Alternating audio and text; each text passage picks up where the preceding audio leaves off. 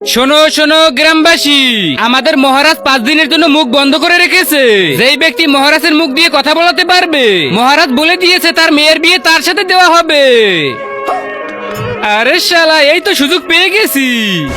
তাহলে মহারাজ, আমি আপনার মুখ থেকে কথা বের করব। এখন পারলে বলেন তো 2 + 2 কত হয়? আবে শালার কালুয়ার বাচ্চা, মহারাজকে কি বলদ মনে করেছিস? যা ভাগ শালা। তাহলে মন্ত্রী মশাই ভালো করে শোনো, তুমি কি আমার বিয়ের জন্য 2টা মালা নিয়ে আসো। কেন রে হারামি? কারণ আমি রাজকুমারীকে নিয়ে পালিয়ে বিয়ে করব। তারপরে যদি মহারাজ কিছু বলে তাহলে তো কিল্লাপ হতে, আর আমাদের বিয়ে এমনি এমনি হয়ে যাবে।